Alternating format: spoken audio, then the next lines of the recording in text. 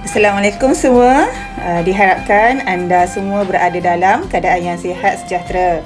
Dan minggu ini merupakan minggu PDPR yang ke-29 dan minggu akhir sebelum anda bercuti pada minggu hadapan. Apakah persediaan anda pada minggu hadapan untuk mengisi masa lapang? Saya mengharapkan anak-anak soleh dan anak-anak solehah saya ini dapat mengisi masa dengan perkara yang berfaedah. Baiklah, pakai baju warnanya biru, pergi ke sekolah pukul 1. Murid sentiasa hormatkan guru kerana guru pembekal ilmu. Budak-budak berkejar-kejar, rasa gembira bermain di sana. Kalau kita rajin belajar, tentunya kita akan berjaya. Terang bulan di malam sepi, cahaya memancar ke pangkal kelapa. Hidup di dunia, buatlah bakti kepada ibu dan juga bapa. Baiklah, berdasarkan kepada permulaan saya ini, apakah yang anda faham apa yang saya sampaikan? Baik, saya minta anda berfikir sejenak. Sudah pasti tidak lain dan tidak bukan. Apa dia? Pantun. Pantun ni merupakan satu perkara ilmu yang sangat saya sukalah ya. Yang sangat saya kalau dalam bahasa Inggerisnya passionate. Memang gemar untuk meluahkan apa saja melalui pantun dan juga sajak. Kerana sebenarnya pantun, sajak dan yang dikategorikan dalam puisi ini kita jadikan sebagai sumber luahan. Maka tidak heranlah, tidak peliklah sekiranya pelopor-pelopor seni-seni di negara kita mampu menghasilkan lagu hanya dengan pantun maupun sajak ataupun puisi-puisi yang lain. Baiklah, saya kira tajuk pantun hari ini merupakan tajuk yang telah pun saya terangkan pada awal PDPR Januari tahun ini. Dan juga saya kira masa di sekolah rendah dulu pun anda semua tahu tentang pantun. Betul tak? Betul tak?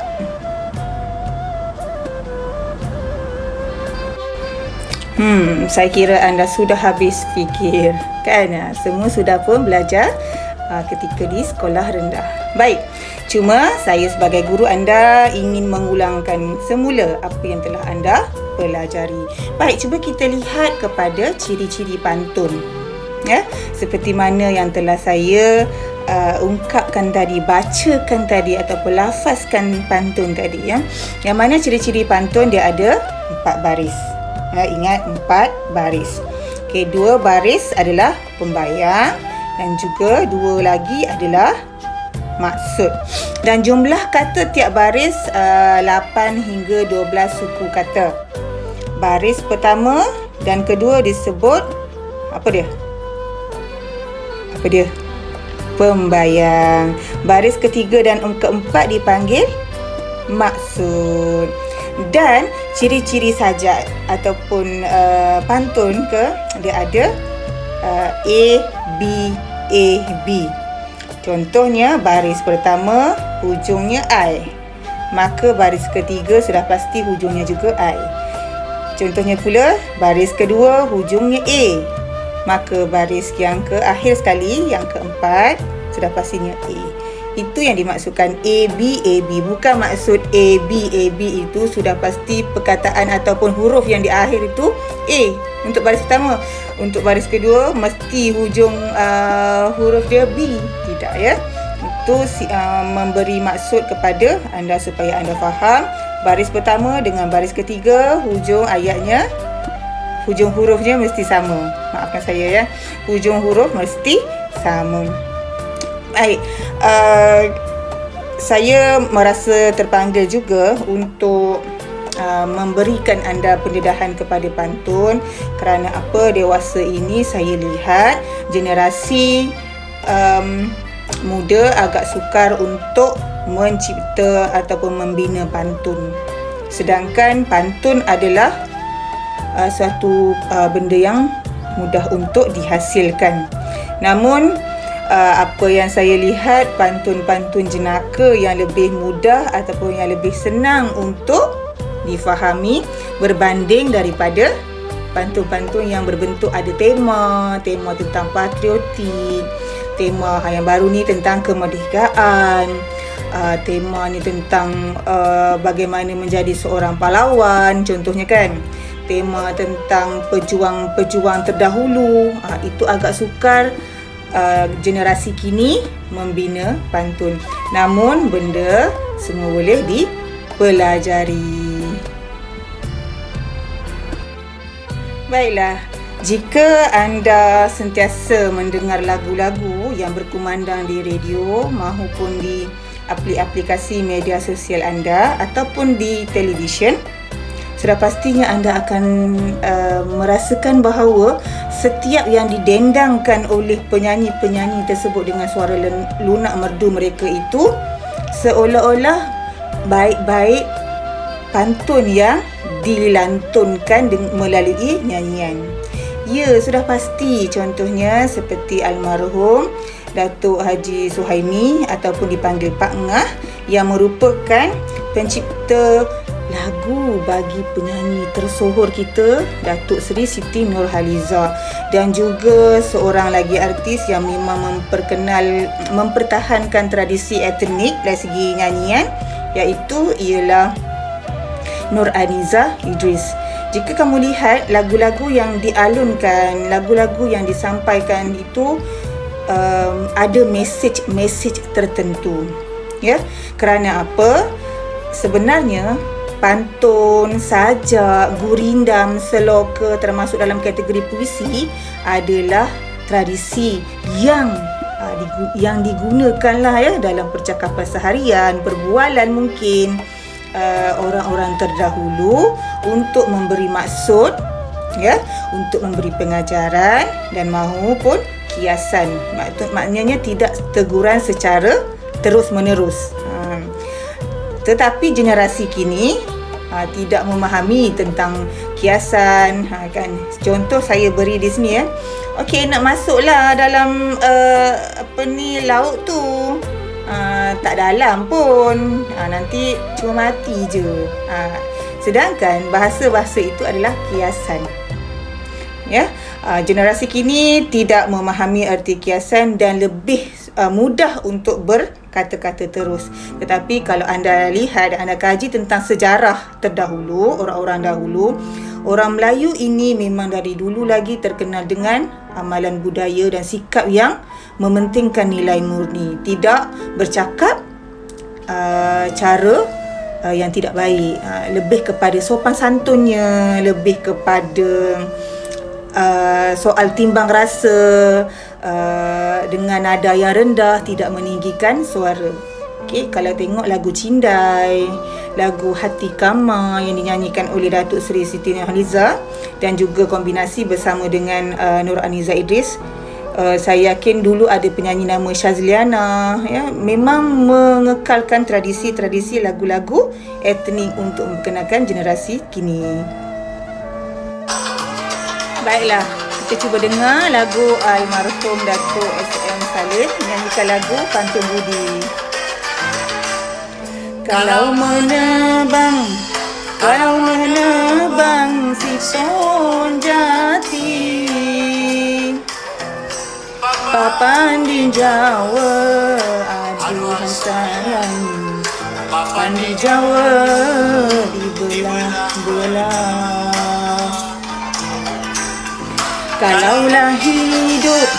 Kalaulah hidup tidak berbudi, umpama pokok, aduhai sayang, umpama pokok tidak berbuah.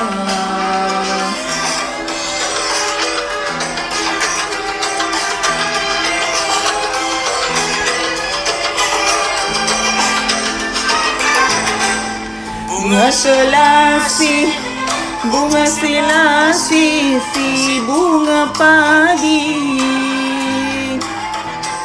buat hiasan, aduhai sayang, buat hiasan di dalam taman. Pertama kasih, kedua budi,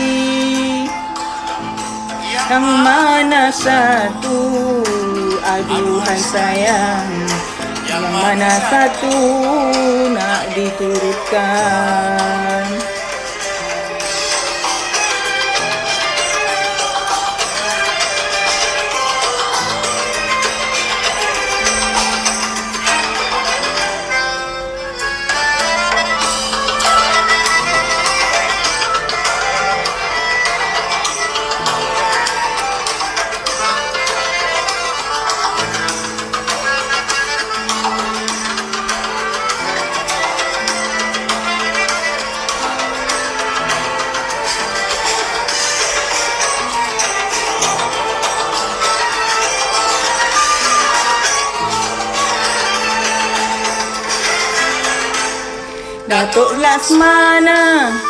Datuk Lasmana ke Bangkahulu,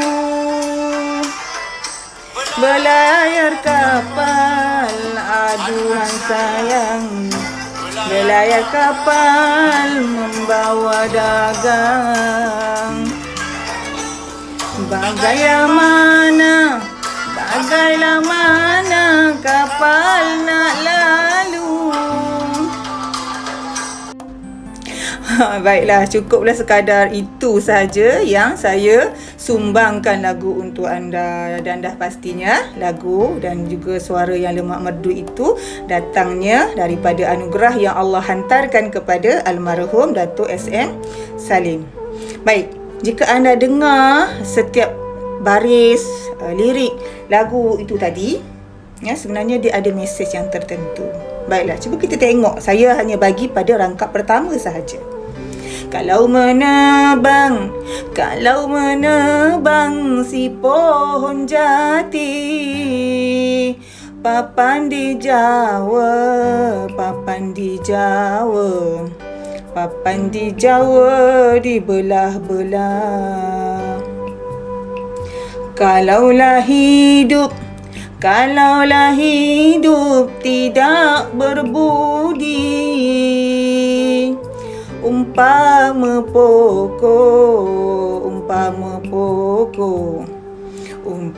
pokok tidak berbuah.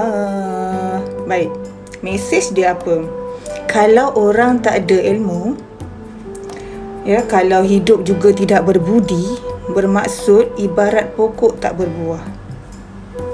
Apa yang kamu boleh bayangkan tentang pokok yang tak berbuah? Okey, ibaratkan saya tanam pokok buah mempelam. Ya, orang lain semua masak ranum sedap, kuning, isinya manis, tapi pokok yang saya tanam tidak berbuah. Saya akan kata, ish, tak guna betul lah pokok ni. Aku tanam lama-lama dah, taruh baju dah, taruh segala macam ikhtiar dah untuk pastikan pokok tu berbuah. Tebang je lah, buang, tak guna pun.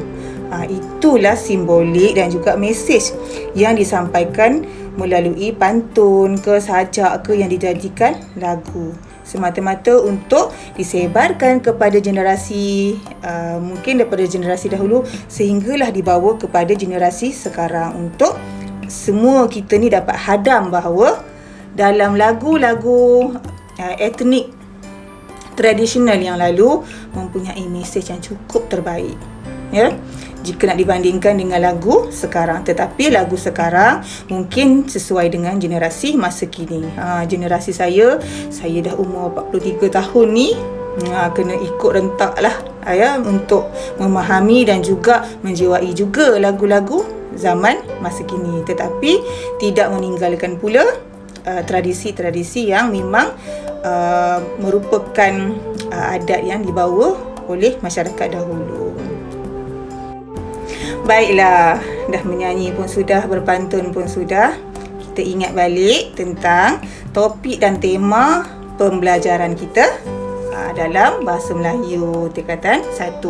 Baik, 2 hari yang sudah saya telah pun memberi pendedahan kepada anda berkaitan dengan herba tempatan, ya. Yang mana pelbagai tugasan juga telah anda selesaikan, di mana anda sudah pun menghantar kepada saya karangan perenggan pendahuluan dan juga tata bahasa berkaitan dengan herba tempatan lah kan. Dan saya mengharapkan anda dapat faham dan anda jelas betapa pentingnya herba tempatan yang Allah Subhanahu Wa Taala telah anugerahkan di bumi kita yang luas ini dengan ada manfaat dan keistimewaannya tersendiri. Baiklah, untuk tugasan hari ini, tidak lain dan tidak bukan, saya ingin anda hasilkan pantun 4 baris 3 rangkap. Ya, 1 rangkap ada 4 baris, saya nak 3 rangkap berkaitan dengan herba tempatan. Contohnya saya berikan dekat anda, ya. Ini spontan je ni. Pergi mencari si rumah nyonya, namun tiada orang di sana. Herba tempatan sungguh istimewa untuk kita umat manusia. Boleh tak tu pantun macam tu? Kan? Okey, baik. Saya mengharapkan anda dapat hasilkan pantun berkaitan dengan herba. Terima kasih sangat-sangat kepada anda yang sentiasa komitmen, sentiasa bertanya kepada saya sekiranya berlaku apa-apa masalah, tidak faham tentang tugasan yang diberikan, dan saya mengharapkan anda terus menjadi murid yang terbaik untuk keluarga. Dan yang penting sekali, capailah kejayaan melalui ilmu yang anda pelajari setiap hari. Kerana ilmu yang ada pada kita akan bermakna apabila kita sampaikan kepada orang lain, dan orang lain juga sama sampaikan kepada orang lain, maka secara tidak langsung kita akan dapat pahala secara percuma tanpa kita tahu. Mudah-mudahan di sana kelak Allah memudahkan kita untuk masuk ke syurga dan jannah yang kekal abadi selamanya. Assalamualaikum, jumpa lagi.